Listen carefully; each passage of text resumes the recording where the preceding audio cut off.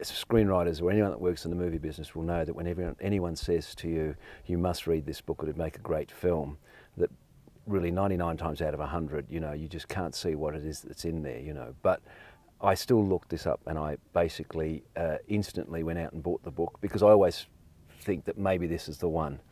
And within about sort of 15 or 20 pages of starting it, I knew that there was something magical about the story. And I rang up Jane Scott and said, quick, go out and buy this book. And so she went out and bought the book, and we raced each other to finish it. And even before we got sort of halfway through, we knew that it was a film that we wanted to make.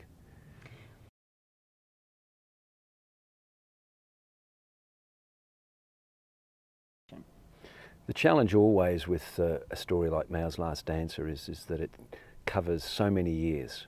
And that is one of the most difficult things in terms of trying to adapt a story, but at the same time, taking an audience on a journey from sort of this to the Kennedy Center in Washington and then coming back here at some point. That was one of the first instincts that I had for telling the story, was that I just saw this place. It was so vivid and wonderful, the way that Lee had described it in his book. Not wonderful, I suppose, you wouldn't say that, but it was sparse. You know, this place that was sort of scraped from the earth, and people who were just eking out a living. And it was the first image that I had of the film.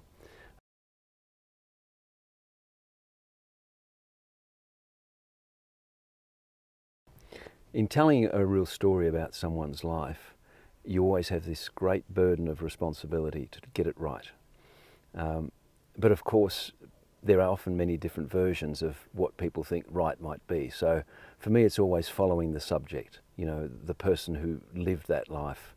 It's about them. Other people were involved in that. So you do have to take certain liberties in terms of combining characters, you know, compressing time. You just have to, because there's no way that you could, you know, realistically condense someone's life into 2 hours without doing that, or even 20 hours.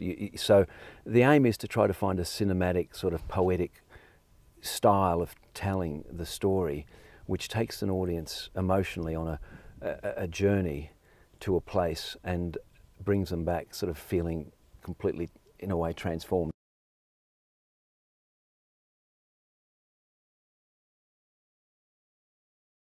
Well, Jane Scott and I worked together first of all on Shine, which I wrote the screenplay for and Jane produced. And we just really struck it up a wonderful relationship in a professional sense and also in a personal sense, that we just get on really well. We're just very good friends. And that's always really important, I think, because it's such a difficult sort of process, I guess, making a film, that, you know, there's a war of attrition really, and people don't last. But this is our third film. We did Love's Brother, which I wrote and directed after Shine, and this one here, which getting Bruce Beresford on board as the director was sort of really a dream of mine in a way, because he's such an icon of the Australian cinema, but he's also a wonderful storyteller. He's made some of my favourite films, at least 3 or 4 of them: Breaker Morant, Tender Mercies, Driving Miss Daisy, The Club. I mean, he just has a way of getting inside a story and making characters come to life and the story come to life, and I think he's absolutely gifted as a director. So when Jane said that Bruce was going to do it, I was just like a little kid. I was thrilled.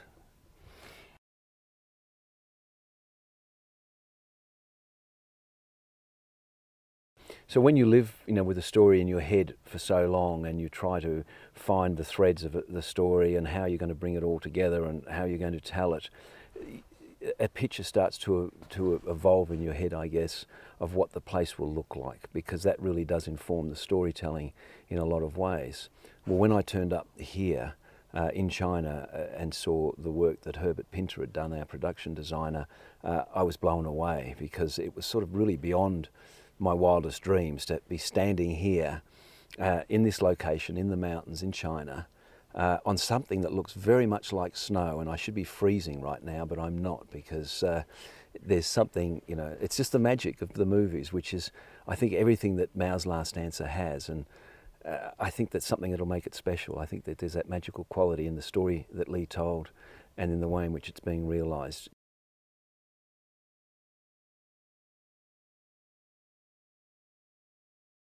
it's really rare, I think, to find a story like this, in the same way that it was rare to find a story, you know, of David Helfgott in Shine, because it goes deeper than just what's in the book. It's actually to the person and the spirit of the person and who they are, and I think that that's what certainly made Shine the film that it was. It was something that came from David in a lot of ways. It was his journey and the person that he was and the way that he touched people.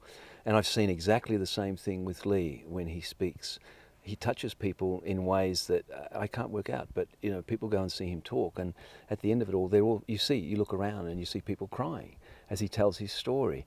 And so I think that that's something that makes Mao's Last Dancer special. It's the life that's been lived and the person that lived it. And now to be able to share that with the rest of the world, I think, well, we hope, you know, it's going to be that film which we want to see up there on the big screen and move, you know, many millions of people.